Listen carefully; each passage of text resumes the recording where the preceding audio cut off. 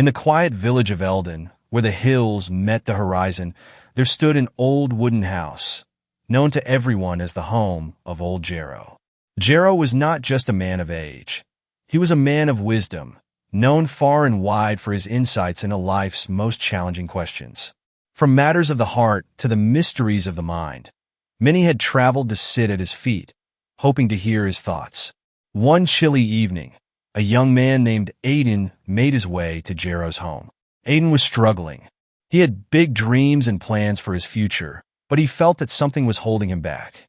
He lacked self-discipline, the ability to focus and follow through on his goals. He knew he needed help.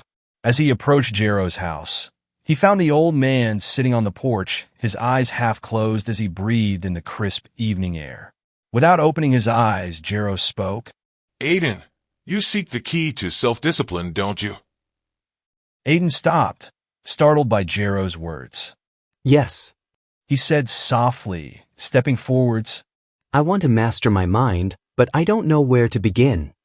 Jero smiled and opened his eyes. Sit with me, and I will share a story. Before we dive into Aiden's journey and the wisdom from old Jero, I'd like to invite you to subscribe to my channel. On this channel, I share powerful stories and insights about mastering your mind, building self-discipline, and creating a life of purpose. If you're ready to take control of your life and start living intentionally, you'll find inspiration and guidance in every video. So, take a moment to hit that subscribe button, and let's begin the journey towards self-mastery together. Now, back to Jero and Aiden's story. Aiden sat down next to Jero, eager to hear what wisdom the old man would share. Jero began. There was once a young archer who dreamed of becoming the greatest marksman in the kingdom. He practiced every day, but his shots were inconsistent. One day, he hit the target perfectly, but the next, he missed by a mile. Frustrated, he went to a great master of the bow, hoping to learn the secret of perfect aim. Jero's voice was calm as he continued. The master watched the young archer for several days. He saw that the boy had skill and passion, but something was missing. Your hand is steady, your eye is sharp, but your mind is wild, the master said. You lack discipline, and without it, your aim will never be true. Aiden leaned forward, hanging on every word. The young archer was confused. But I practice every day, he protested. The master nodded. Yes, but practice without discipline is like planting seeds in the wind. Your efforts scatter, unfocused, and bear no fruit. Jero paused, allowing Aiden to reflect on the meaning. The master took the archer under his wing, teaching him not just how to shoot, but how to control his mind. He taught him how to be still, how to focus all his energy on one task, and how to let go of distractions. Day by day, the young archer began to understand. He learned that self-discipline is not about forcing yourself to work harder, but about mastering your mind so that your efforts are consistent and focused. Aiden frowned. I've tried to be disciplined. He said, I make plans, I set goals, but I always end up getting distracted or giving up when it gets hard. Jero nodded, as if he had heard these words 100 times before. Discipline is not just about setting goals, Aiden. It is about making a commitment to yourself. It's the quiet agreement you make with your mind, telling it, I will not waver. But that commitment must be nurtured daily. Aiden looked puzzled. But how do I nurture it? How do I get to the point where I don't give in to distractions? Jero smiled. Let me ask you this. Have you ever tried to tame a wild horse? Aiden shook his head. No, but I imagine it's not easy. Jero chuckled. Exactly. Your mind is like a wild horse, untamed, restless, and prone to wandering.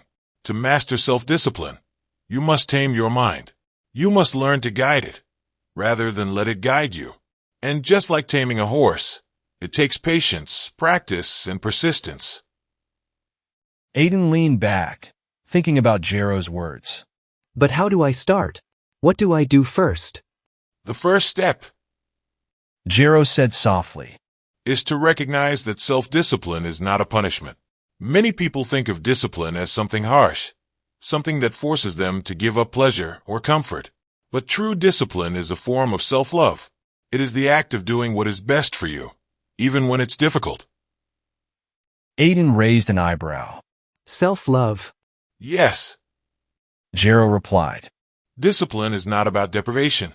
It's about making choices that align with your long-term goals, rather than being swayed by short-term desires.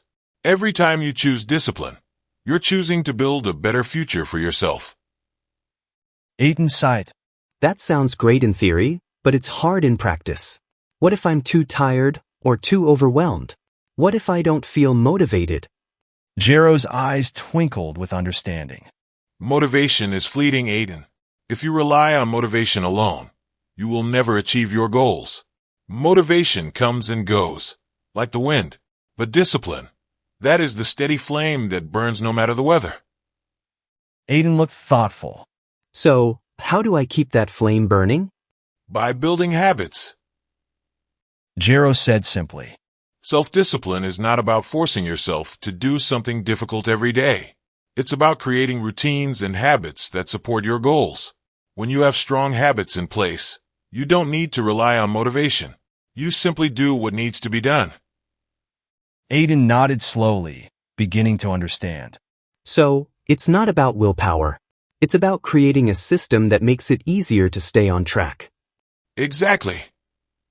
Jero said, his voice warm with encouragement. Your willpower is like a muscle. It gets tired if you overuse it.